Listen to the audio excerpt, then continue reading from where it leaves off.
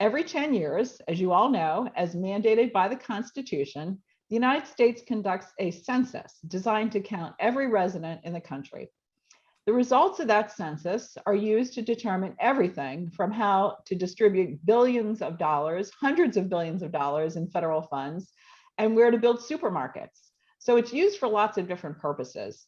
It provides a window into our country, where it's going, shifting demographic trends, and importantly, does determine the number of seats that each state will have in the US House of Representatives, which then spurs states to redraw those voting districts. It's called gerrymandering, folks. Both parties are very good at it. So it depends on who controls that state legislature.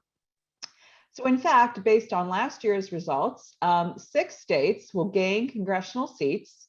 7 states are going to lose them, which you'll see outlined in my map here. So importantly, those Rust Belt states where the Democrats are really strong are losing congressional seats, while Texas is picking up 2 seats, and other GOP strongholds are gaining 1 seat.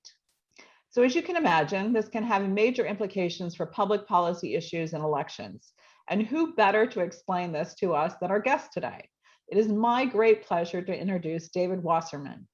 David is the US House editor and senior election analyst for the nonpartisan Cook Political Report.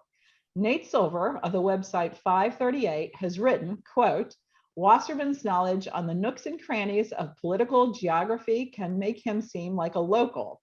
And the Los Angeles Times has called Wasserman whip smart, which he is, and scrupulously nonpartisan in his analysis. In the fall of 2016, David drew praise for his accurate pre-election analysis, including his piece, quote, "How Trump Can Win the White House While Losing the Popular Vote," end quote, written 2 months before Election Day. So in 2020, his forecast of Biden's win was correct in 49 of the 50 states, missing only North Carolina. David has served as the analyst for NBC News in every election since 2008, and has also appeared on Fox News, CNN, C-SPAN, NPR, you name it, he's there. We're thrilled, and I'm personally thrilled to host David today. So with that, please join me and welcome David. What's it going to take this year for the Democrats to hold on to the House? Conventional wisdom is they're going to lose the House for all the reasons you described: the redistricting, the gerrymandering, the census. And Nancy's hold on that is only, as you say, effectively 8 seats right now. So do you think there's a pathway for the Democrats to hold the House or actually pick up seats in the House? I think it's too early to write Democrats' chances off, but a lot would need to go right for Democrats to hold on to their majority. First of all, I think Biden would need to get past Afghanistan, which has clearly taken a big toll on his approval ratings, and turn the attention back onto a successful infrastructure bill or another area of his presidency where his numbers are stronger.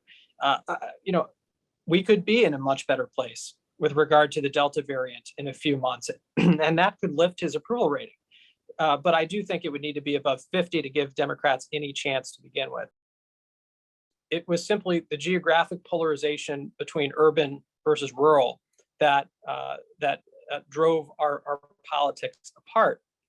And I think one of the most important trends for understanding both presidential and congressional politics is that Americans have chosen to live, whether subconsciously or not, in places where the vast majority of their friends and neighbors agree with their political values.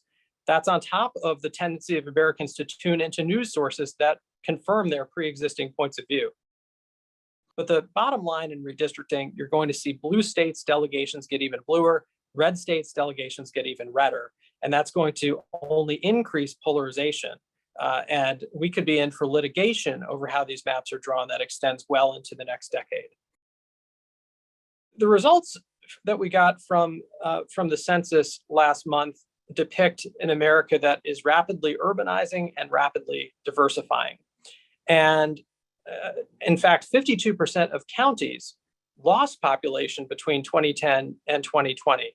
And of course, the majority of those were heavily rural counties that are shrinking in population.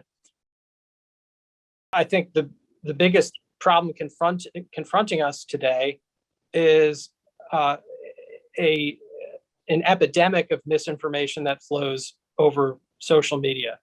And until social media giants find a better way to combat things that aren't true, then sensationalized and false information will travel at a much greater speed and velocity than facts, which are often less exciting. Thank you again, David. It was really, really helpful for us to put this all in context. There's a lot going on. We'd love to have you back, of course, to give your analysis during the midterms and et cetera onward.